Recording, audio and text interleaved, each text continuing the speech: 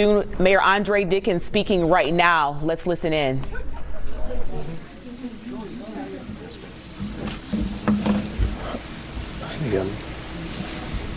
Good deal. All right, good morning, everyone, and welcome here to the Joint Operations Center here at our public safety headquarters in the city of Atlanta. As you know, we had a very eventful night and early morning due to Hurricane Helene, and we have a flash flood emergency in the city of Atlanta.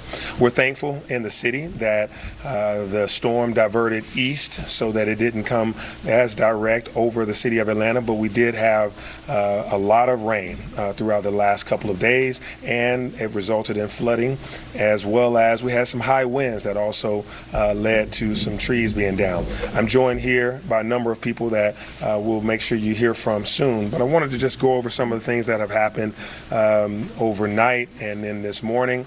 Currently, we are still dealing with flash floods across the city of Atlanta because of our hilly environment. The bottom and basins of some of those hills resulted in flooding, where we have our storm drains that's been cleaned out over the past couple of days, but of course there's still some creeks that overflow as well as the Chattahoochee River, so we've resulted in some flooding in the Buckhead area as well as some other low-lying areas. Thankfully, some of our other trouble hotspots normally, like the AUC Center, Vine City, English Avenue, Peoplestown, we haven't seen a significant amount of flooding in those areas, so we hope that continues.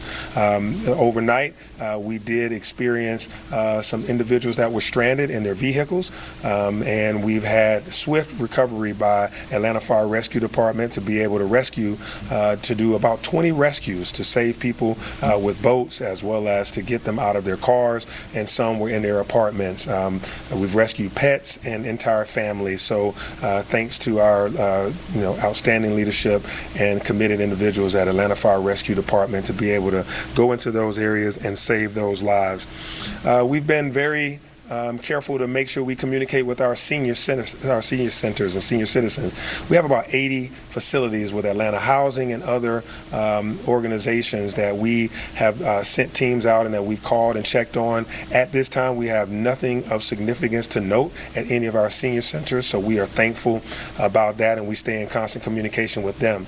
As well as our unsheltered population, we opened up and made sure that Gateway Center had beds and adequate spacing for them, and at the time that they would overflow, we've moved individuals also to AMC Wellstars campus, where we have ample beds and facilities there.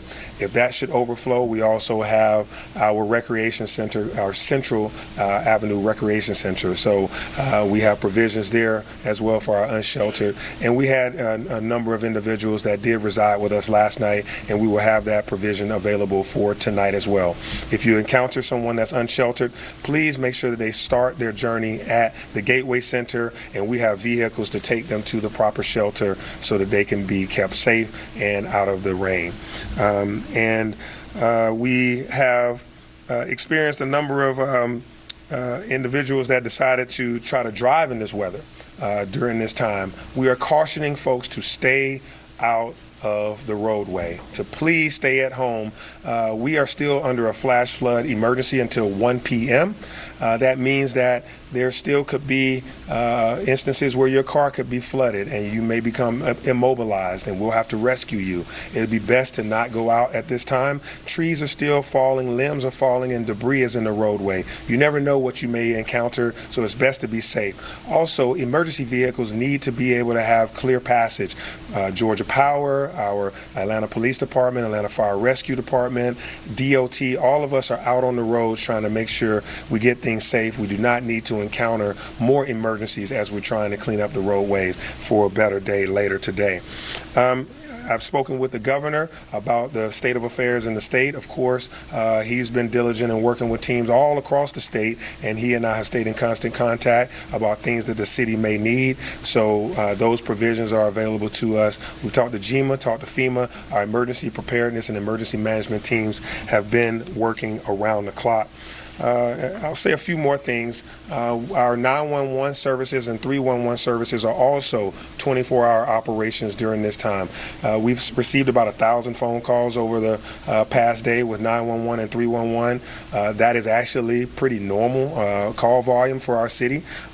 So we thank you all for making the proper call to the proper places. If you have anything like a down power line, you see any water overflowing, you can call 311 and they can get proper care to you. If you have a true emergency related to a medical emergency or something that's criminal or violent in nature, you definitely should call 911 in that regard.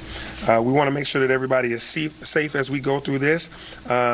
We are still having adequate provisions at our water treatment plants and our sewers plants, so things are still operating there. And as the river continues to rise, we do make sure we monitor RM Clayton plant because it is very close to the Chattahoochee River, and that river has gotten about 12 feet of water, so we are watching the banks of that.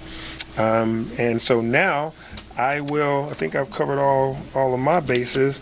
I want to make sure that you all stay updated by going to www.atlantagA.gov.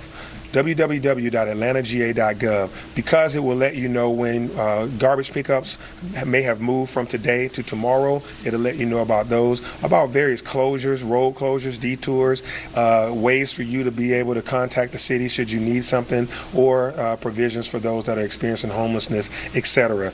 AtlantaGA.gov, and you can follow us on social media at the City of Atlanta on all platforms that you may think of.